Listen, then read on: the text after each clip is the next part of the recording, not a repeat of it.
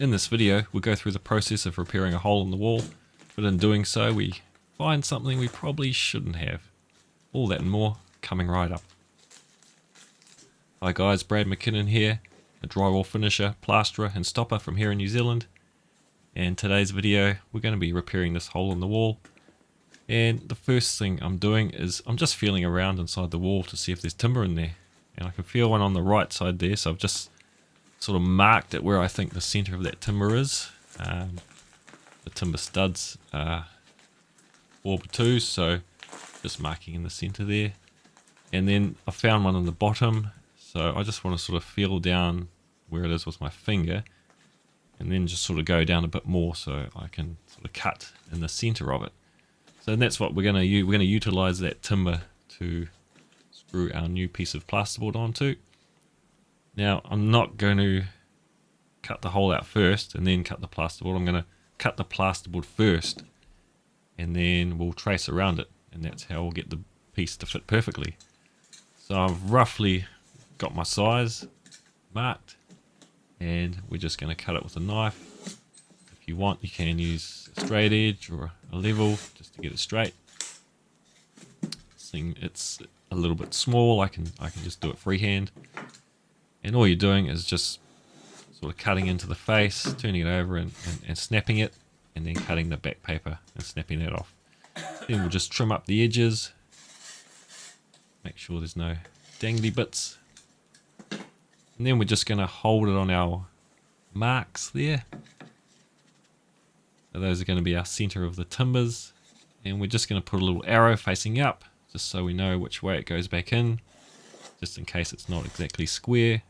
And we'll mark around it, and then we'll cut out the plasterboard, and that's how we get a perfect fit every time. It just saves measuring out plasterboard after you've cut the hole, trying to get it exactly right. Now I'm just going to use a Stanley knife to cut out. You can of course use a multi-tool. Stanley, nice sharp blades, pretty easy through plasterboard, plus it creates less dust, so it's nice and tidy. So where we're cutting on the timbers, it's a little bit hard, and once we get through there we'll just pop that off. And I found something inside this wall that probably was forgotten about. An old money bag, bit of rubbish, and yeah, a lighter and some foil. One guess what this was used for, but yeah, we just put that in the rubbish and moved on with our drywall repair patch. It's quite interesting finding stuff in the wall. I did a video a while back there, you might have seen it. I pulled out 16 different items from the wall when I was doing a patch. It was just a little kid's room, and of course he or she was stuffing things in through the hole, and they all fell into the wall, so that was quite funny, I thought. But anyway, back to the patch. There's just a bit of glue there. We're going to cut that off. Make sure all those corner bits have cut out, because if you put your new piece in and there's a bit in there still, it's going to stop it sitting back flush. And the key thing is to have the new board flush with the existing wall. And I'm also just cutting off the edge there where it's a little bit loose and dangly, just creating a teeny little V, and we can do one as well on the new piece.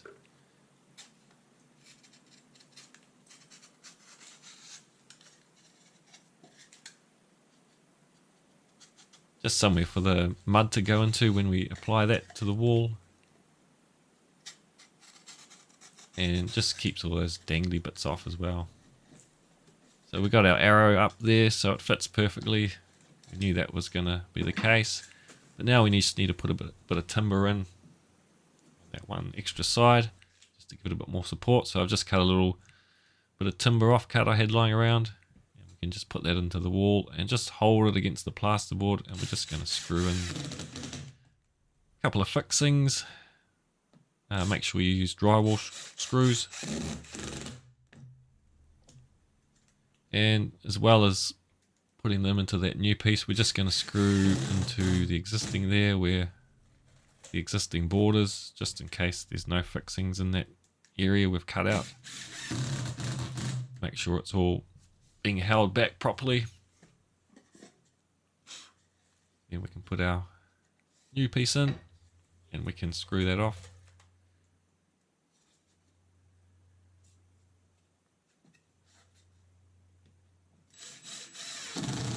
I like to just put a couple of screws in each side.